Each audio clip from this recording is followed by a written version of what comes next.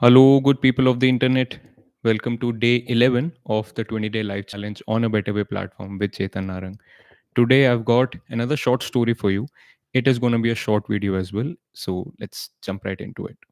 The story is a blind man, while visiting a friend one night, was offered a lantern to carry home with him when he was leaving. He said, I do not need a lantern. Darkness or light is all the same to me. I know you do not need a lantern to find your way, his friend replied. But if you don't have one, someone else will take it. The blind man started off with the lantern, and before he had walked very far, someone ran squarely into him. He exclaimed to the stranger, Look out where you're going. Can't you see this lantern? The stranger replied back, Your candle has burnt out, brother. Your candle has burnt out, brother. That's the story. Now, I can't tell you for sure why the story appears in the Zen literature because who knows what the teacher was thinking when he was conveying the story to his students. There could be a bunch of reasons, right? I'm not here to judge what is the singular reason for the story appearing here. But what I can tell you is how the story applies to our lives, to our moment in time. And in one way, not in the only way, but in one way. In so many ways, the lantern represents the unintegrated wisdom of our own paradigms, of our own ways of looking at the world that we have inherited from our parents, our education systems, our society, our teachers, our peers, our previous relationships, etc. etc. In so many ways, we keep holding on to the lantern of all of these things because we feel that it will help us in some way. And not only that, we also act like the good friend who hands down that lantern to the blind person.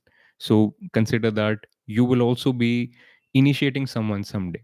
And if you have not questioned your own beliefs, your own unintegrated wisdom ever, you will hand down the same unintegrated wisdom to your kids, to your friends' kids, to anyone else, to your wives, your husbands, anyone else that you would come and you will have a chance to influence their lives.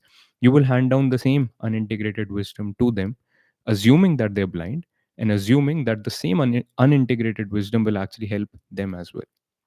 Now, that's something to think about.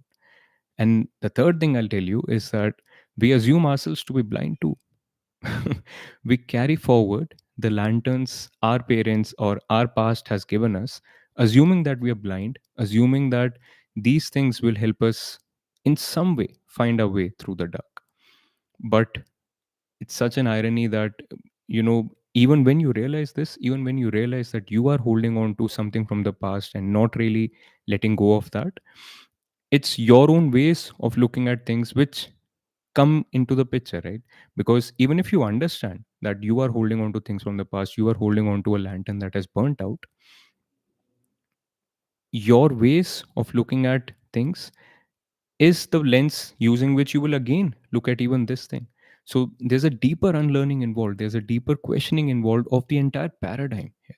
And that's another way of looking at this. So many of us are walking around with these lanterns in our head, in our hands.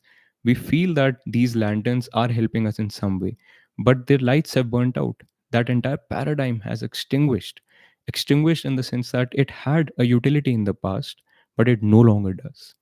Think about where this applies to the paradigms that we are all collectively subscribing to. The paradigm of religion. It had beautiful past. It had a past where it was really a shining light, but it no longer does.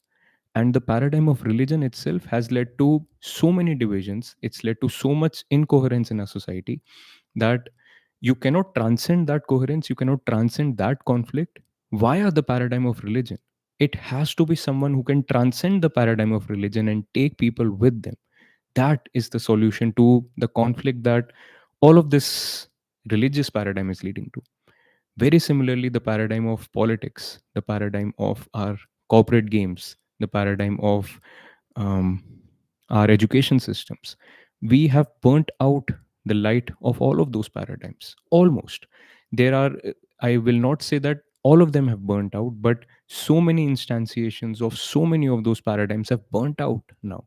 Yet we are holding on to them as if they're helping us in some way. And uh, one of the ways in which I'll explain that to you is the fact that we're literally in a Kali Yuga. We're literally in a Kali Yuga. And one of the essences of the Kali Yuga is that the veil is being lifted. The veil that was guiding all the different ways in which we were doing things, all of the loopholes, all of the limitations of those paradigms are being lifted now. And we're actually looking at the limitations of those paradigms with our naked eyes. Of course, if you're not blind.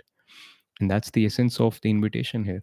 So listen to the story again and meditate deeper on where it applies to your own personal life, individual life, and also to our collective lives. And if you want to spend more time on the internet today, I would recommend two videos already out on my channel. One was our live video from last week where Rocco and I were discussing about the Kali Yuga and how we are literally in the heart of the Kali Yuga right now. And why that matters, what actions it can inspire out of you, what deeper understandings, what deeper invitations it can inspire out of you. That's one video I'll recommend. The other one is a video again where Rocco and I were discussing why modern life feels like such a mess right now. Why life feels like such a mess right now. I would highly recommend checking out these two videos. Also, listen to the story again and make more sense out of it. Try to see where it applies in your life.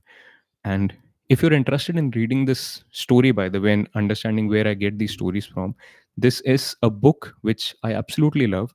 It is a compilation of short Zen stories titled Zen Flesh, Zen Bones by Paul Reps.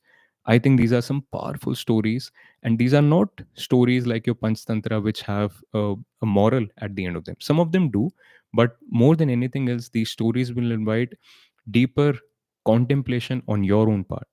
And that's probably the biggest invitation of this book. And I highly recommend you to do that, because I feel personally that in so many ways the paradigms that the modern man has been subscribing to in making sense of the world are reaching a certain limitation, and it is only the transcended man that can actually help carve a better way forward. And that's the nature of this entire project. So again, a reminder, this is a 20-day live challenge where I've challenged myself to come on live on YouTube daily for 20 days in a row. We're on day 11 already. The idea is to then syndicate these videos to other social media platforms so that everyone can watch them. And the challenge on part of you, my community, is to help grow this channel to 10,000 subscribers by the end of these 20 days. By the way, we are lagging far behind, but if you can play your part in sharing this video or the trailer video of this channel, or simply this channel in any community where you can, know that you've played your part. Let us know that you're playing your part. Make sure you're an active part of the community and help us carve a better way forward. That's about it for today. Until next time, peace out. Oh, in fact, I have received a comment by Ruhan Dev. Thank you for all the efforts you put into the channel. Wow. Thank you. Thank you for saying that, Ruhan. Thank you for appreciating it. I deeply appreciate it. So that's it. I think we're done for the day. If you're spending more time on the internet, make sure you check out those two videos that I pointed you towards. Make sure you check out more of my channel. Make sure you share this with your friends and family and subscribe if you haven't already. Thank you. Until next time, peace out.